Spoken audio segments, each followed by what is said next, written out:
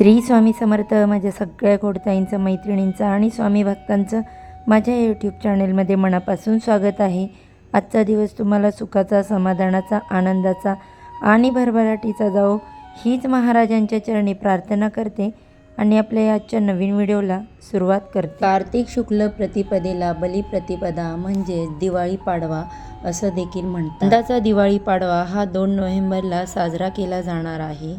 या दिवशी पत्नी पतीचं औक्षण करते आणि व्यापाऱ्यांसाठी हा दिवस नवीन वर्षाचा प्रारंभ दिवस मानला जातो. त्यामुळे पाडवा हा अनेक दृष्टीने महत्त्वाचा मानला जातो. या दिवशीचे वैशिष्ट्य म्हणजे 3.5 मुहूर्तांपैकी एक असलेला हा दिवस अतिशय शुभ मानला जातो.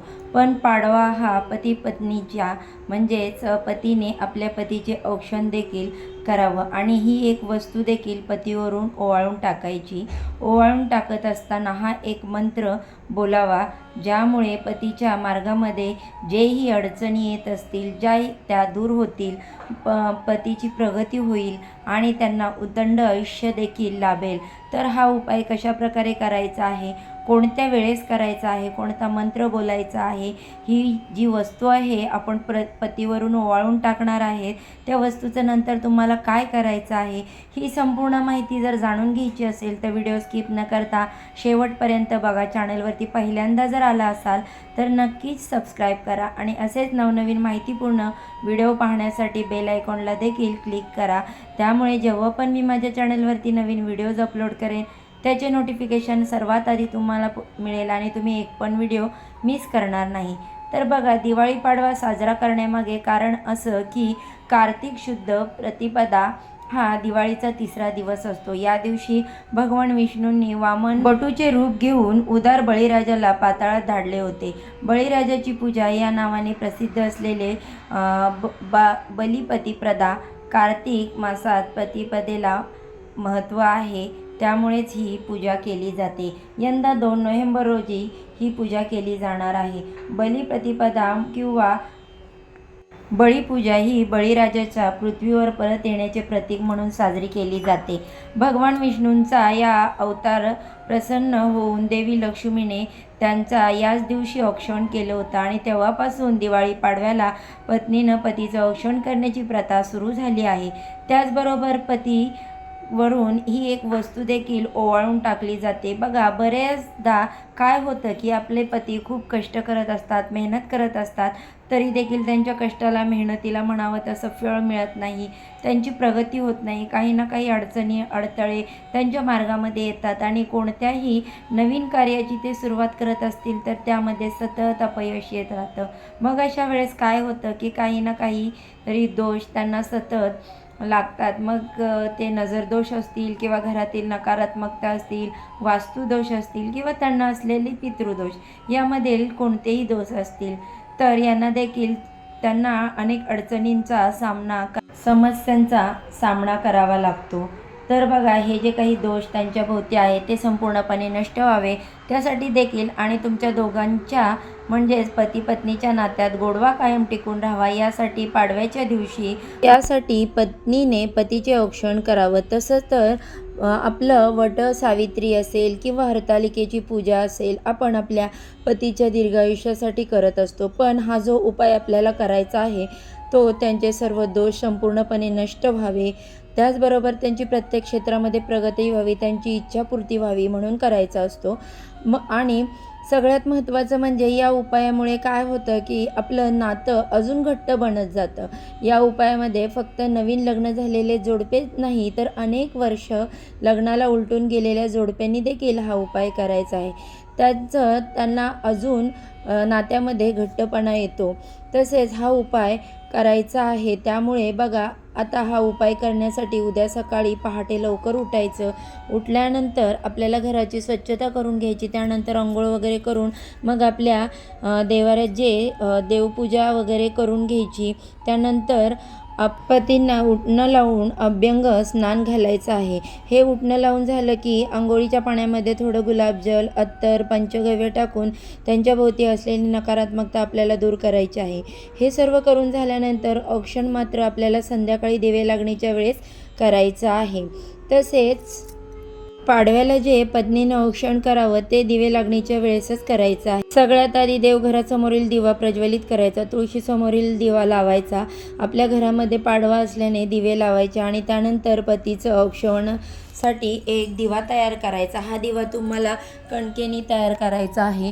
थोडीशी कणिक घ्यायची आणि त्यामध्ये चिमूटभर हळद टाकायची आहे आणि याचा एक दिवा तयार करायचा. सोबतच 2 मुटके देखील तुम्हाला तयार करायचे आहेत आणि या मुटक्याने आपल्याला उपाय करायचा आहे. तर आता एक ताट तयार करायचं. तावणामध्ये ओलं कुंकू घ्यायचं करून, अख्ख्या अखंड अक्षता घ्यायच्या. त्यानंतर चांदीची किंवा सोन्याची वस्तू घ्यायची. ओवाळण्यासाठी एक सुपारी घ्यायची, 1 रुपयाचं नाणं घ्यायचं, खडी साखर किंवा मिठाई घ्यायची आहे.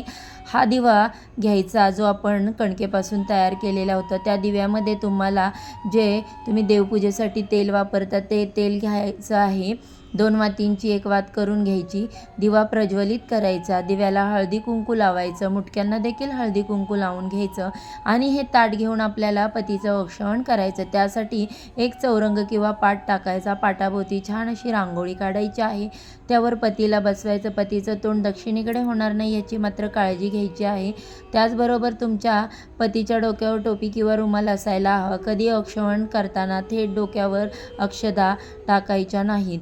अजून एक गोष्ट तुम्हाला करायची आहे. तर देवपूजेसाठी तुम्ही तामण घेताना त्या तामणामध्ये किंवा गंगाजल तुम्हाला घ्यायचं आहे त्याच्यामध्ये आणि त्यामध्ये सगळ्यात आधी कलश भरून घ्यायचा. त्या पाण्याने तुम्हाला पतीचे पाय धुवायचे आहेत. पाय धुतल्यानंतर पाय स्वच्छ पुसून घ्यायचे. पायांना दोन्ही बोटांना तुम्हाला हळदी कुंकू अर्पण करायचं आहे. त्यानंतर आपल्या पतीचं औक्षण करायचं. औक्षण करण्यासाठी सगळ्यात आधी पतीच्या कपाळाला तुम्हाला कुंकू लावायचं आहे. त्याचबरोबर अक्षता लावायच्या.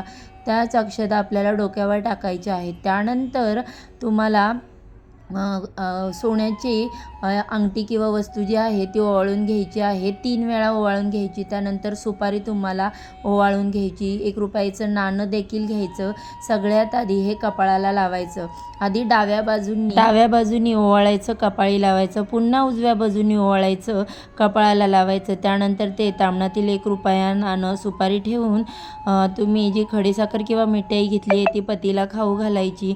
तो जो दिवा आपण तयार केलेला आहे त्या दिव्याने आपल्या पतीला ओवाळायचं आहे. ते 3 वेळा ओवाळून घ्यायचं आणि त्यानंतर आपण जे 2 मुटके तयार केले आहेत ते दोन्ही हातामध्ये पकडायचे आहेत. बघा, हे दोन्ही मुटके उजव्या हातामध्ये पकडायचे आणि हे आपल्या पतीवरून ओवाळून उतरवून घ्यायचे असताना तुम्हाला एक मंत्र देखील बोलायचा आहे, कारण आज बलिप्रतिपदा आहे. तर त्यांचा मंत्र आपल्याला बोलायचा आहे. तर मुटके जे आहेत आपल्याला पतीच्या डोक्यावर ठेवायचे. त्यानंतर दोन्ही खांद्यावर ठेवायचे.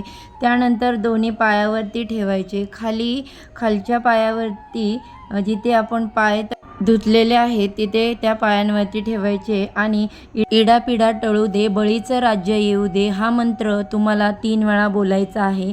हा उपाय देखील तुम्हाला 3 वेळा करायचा आहे. पहिल्यांदा डोक्यावर, त्यानंतर खांद्यावर, त्यानंतर तुम्ही पायावरती. अशा प्रकारे हे मुटके उतरवून घ्यायचे. हा जो दिवा तयार केलेला आहे किंवा हे जे 2 मुटके तयार केलेले आहेत त्यांनी परत तुमच्या घरातील कोणाचं औक्षण करायचं नाही. हा दिवा तुमच्या घरात समजा 2 जावा असतील तर त्यांनी प्रत्येकीने आपापल्या नवऱ्यासाठी वेगळा असा दिवा आणि मुटके तयार करावे. दिवा तयार केला आणि सेम मुटकेही तसेच तयार करायचे. त्यानंतर दोघांवरती तुम्ही उतारे केले तर तसं चालत नाही. एकाच दिव्याने दोघांचे उतारे करायचे नाही. प्रत्येकाचा उतारा हा वेगळा करायचा आहे. तसेच आपल्याला ज्या वेळेस उतारा करतो त्यावेळेस नेहमी ह्या वस्तू ज्या आहेत ते वेगळ्या असाव्यात. म्हणजे की ज्यांचा उतारा करणार आहे त्यासाठी प्रत्येकासाठी वेगळी वस्तू असावी.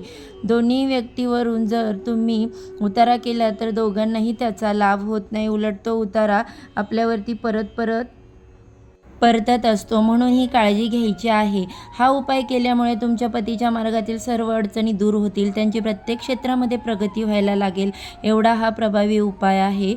दिवाळीच्या पाडव्या दिवशी आपल्याला करायचा आहे. आता त्यानंतर बघा, हे जे दिवे आपण आणि मुटके तयार केलेले आहेत त्याचं काय करायचं, तर ते कुठेही आपल्याला टाकून द्यायचे नाहीत, कारण हे आपण उतरून घेतलेले असतात. आपल्या पतीवरून ओवाळून घेतलेले आहेत, त्यांचा उतारा केलेला आहे.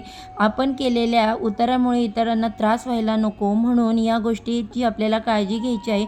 तो कुठेही आपल्याला रस्त्यावरती फेकून द्यायचा नाही, डस्टबिनमध्ये कचऱ्यामध्ये वगैरे टाकायचा नाही. तर तो दिवा जो आहे किंवा ते 2 मुटके आहेत त्याचं त्या दिवशी आपल्याला तसंच ठेवायचं आणि दुसऱ्या दिवशी सकाळी तुम्हाला काय करायचं आहे, तुमच्या घराच्या आसपास एखादं झाड असेल तर त्या झाडाखाली तुम्ही मातीत तो पुरून देऊ शकता किंवा मग ते 2 मुटके आणि जो दिवा आहे तो तुम्ही घराच्या गच्चीवरती देखील ठेवून देऊ शकता. त्यामुळे तिथे पशुपक्षी कीटक येऊन ते खातील. अशा प्रकारे हा उपाय तुम्हाला करायचा आहे. त्याचबरोबर आजचा हा व्हिडिओ मी इथेच एंड करते. व्हिडिओ जर आवडला तर नक्की व्हिडिओला लाईक, शेअर आणि सबस्क्राईब करा. तसंच चॅनेलवरती जर पहिल्यांदा आला असाल तर नक्कीच चॅनेलला सबस्क्राईब करा. चला तर मग असाच छान छान व्हिडिओ आणि माहितीबरोबर पुन्हा नव्याने भेटूया. आज सर्वांना श्री स्वामी समर्थ. जय जय स्वामी समर्थ. दिवाळीच्या पाडव्याच्या सर्वांना हार्दिक शुभेच्छा.